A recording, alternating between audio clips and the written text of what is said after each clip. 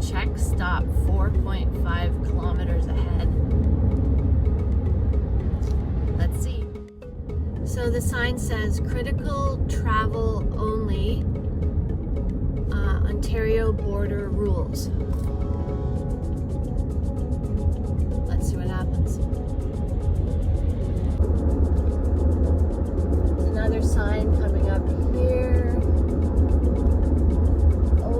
It says, it's the Welcome to Ontario sign. It says open for business. Welcome to Ontario, open for business. It says checkpoint ahead, prepare to stop. And there is a 70-kilometer sign now. Wow, it's for real. There actually is a cop car.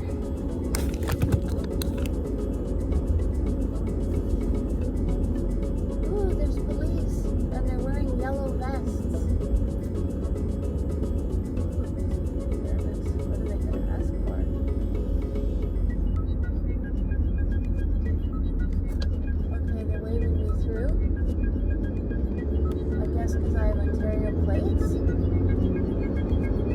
don't know why.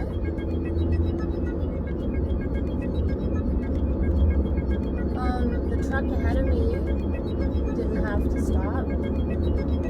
Ontario Border Park Rest Center. So it looks like they are. Do you have some people pulled over? A guy with a boat. A guy trailing a boat was pulled over.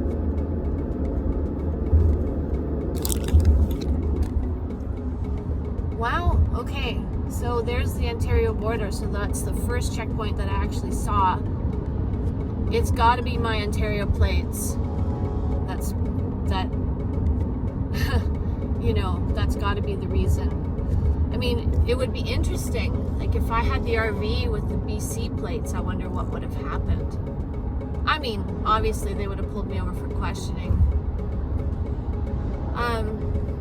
But I have more than one critical reason that I need to be back, so I wasn't actually that worried about it. But that was an interesting experience. Let's see, I wonder if there's going to be anything else, along the way. But that's the biggest display I saw. There was 2 officers on the passenger side of the vehicle and 1 on the other side of the lane on the driver's side of the vehicle. I've been very encouraged by my experiences with law enforcement since this new shutdown has occurred. And I'm encouraged by the fact that there are so many officers that have spoken up on, that they won't overstep and violate their oath to uphold the Charter of Rights. So that's been cool. I mean, the officer that gave me a ticket for sleeping in my car in Jasper was really clear about why he was doing it, and that I should probably email my explanation, that I wasn't like just camping for fun, but I was, late night and didn't want to be in a, totally deserted area as a woman in my car alone. And not a single question about my Ontario plates, not a single question of my reason for travel. He was entirely respectful, and that's really actually pretty heartwarming. As is, hitting the Ontario border. And I mean, if people wanted to be dicks, they could question me, right?